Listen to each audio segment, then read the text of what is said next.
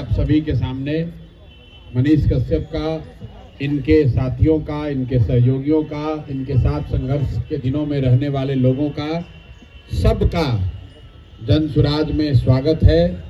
आप अपने घर में आ रहे हैं, आपको ये चिंता नहीं करनी है कि हम लोग पहले भाजपा में थे कि कांग्रेस में थे, उसका कोई महत्व नहीं है। आप बिहार के बेटा हैं, बिहार के लड़के हैं और आपके लिए जन सुराज का दरवाज़ा हमेशा 12 बजे रात में भी खुला हुआ है, कोई दिक्कत वाली बात है नहीं।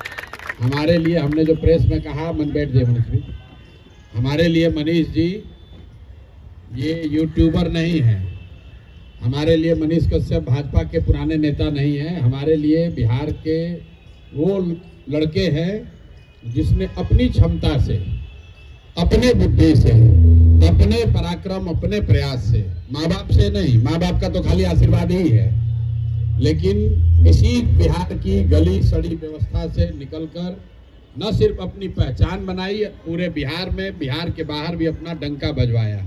तो सबसे ज़्यादा मैं उन लोगों का सम्मान करता हूं जो अपने दम पर अपनी ज़िंदगी जिन्होंने खड़ा करी है। मनीष कश्यप को भाजपा ने नहीं बनाया है, मनीष कश्यप अपने दम पर बने हैं, उसके बाद भाजपा वालों ने इनको अपना जगह दिया। प्रशांत किशोर को किसी नेता ने नहीं बनाया है, हम लोग अपने माँ बाप के आशीर्वाद से, गुरुओं के सिखाए हुए रास्ते पर चलकर अपने दम पर अपना पहचान बना लिए, सबका मदद किए हैं। हम लोग, कोई नहीं कह सकता कि हम प्रशांत किशोर को बढ़ा के आगे कर दिए। तो ऐसे मनीष कश्यप और प्रशांत किशोर दो लोग नहीं हैं, हजारों ऐसे बिहार के लोग हैं, लड़के हैं जो अपनी प्रतिभा से, अपनी मेहनत से, अपनी क्षमता से लड़कर आगे जगह बनाया है उन्होंने। और जन सुराज वही व्यवस्था है, प्लेटफॉर्म है। आपको एक खुला निमंत्रण है कि आपके पिताजी विधायक हैं या नहीं हैं, आप किसी उद्योगपति पैसे वाले के लड़के हैं या नहीं हैं, आपके जाति की कितनी संख्या है इससे कोई मतलब नहीं है। लेकिन अगर बिहार को सुधारने का आपका जज्बा है, अगर आपके मन में ये कसक है, ये टीस है कि बिहार सुधरना चाहिए, तो जन सुराज आपका दल है, जन सुराज आपका प्लेटफॉर्म है। यहाँ आइए और जन सुराज के जरिए, इस प्लेटफॉर्म के जरिए बिहार को सुधारने में अपना कंधा लगाइए। दूसरा कोई उपाय नहीं है। अभी हमको 2 दिन पहले कोई आके एक इंटरव्यू में आप लोगों ने देखा होगा, पूछा कि हम कहा है सम्राट चौधरी ने कि जन सुराज दिल जलो की पार्टी है। तो हमने कहा भाई हाँ, बिल्कुल दिल जलो की पार्टी है। हम लोग का दिल जल रहा है कि बिहार में इतने काबिल लोग होने के बाद भी हम लोग देश के सबसे गरीब और पिछड़े राज्य हैं। हम लोग का दिल इस बात से जलता है कि पूरे देश में जहां भी जाते हैं हम लोग, तो लोग कहता है बिहारी मतलब बुर्बक, बिहारी मतलब अनपढ़, बिहारी शब्द गाली बन गया है। इसलिए दिल जलता है। दिल इसलिए जलता है कि एक से एक विद्वान लोगों की इस जमीन पर, ज्ञान की भूमि बिहार को ऐसा स्थिति बना दिया है कि शर्ट के ऊपर गंजी पहनता है, कहता है यही जमीन का नेता है, यही यहाँ के जमीन का नेता का पहचान बना दिया। कहता है पत्रकार लोग जो दिल्ली में बैठ के मजाक उड़ाता है बिहार का, यहाँ पर आके उसी नेता को कहता है ग्रास रूट के नेता है।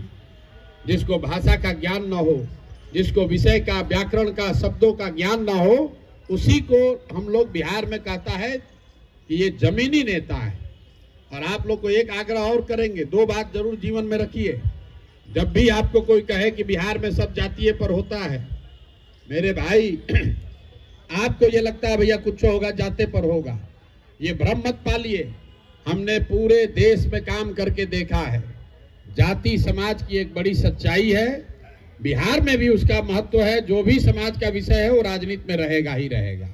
अगर समाज में जाति है तो राजनीति में भी जाति होगा, समाज में हिंदू मुसलमान है तो राजनीति में भी हिंदू मुसलमान होगा, समाज में भ्रष्टाचार है तो राजनीति में भी भ्रष्टाचार होगा। लेकिन जाति एक फैक्टर है, जाति एकमात्र फैक्टर नहीं है। अगर आपको ये बात ठीक न लगे, इस पर भरोसा न हो, तो यहाँ जितने लोग बैठे हुए हैं सब लोग जरा सोच के बताइए कि भाई आपने मोदी जी को वोट दिया, तो आप में से कितने लोग हैं जो मोदी जी के जाति के हैं। हम रोज यही सवाल पूछ रहे हैं कि अगर बिहार में हर व्यक्ति जाति पर ही वोट दे रहा है तो मोदी जी को बिहार में वोट दिया कौन? मोदी जी के जाति का तो बिहार में कोई है ही नहीं। अरे भाई, ये लोगों ने बिहार के प्रति पूर्वाग्रह बना लिया है कि बिहार काहे पिछड़ा है, वहां तो सब जातीय पर होता है। ए भाई बिहार का लड़का काहे अनपढ़ है, ए वहां तो सब जातीय पर होता है। इस चीज को आप दिमाग से निकालिए।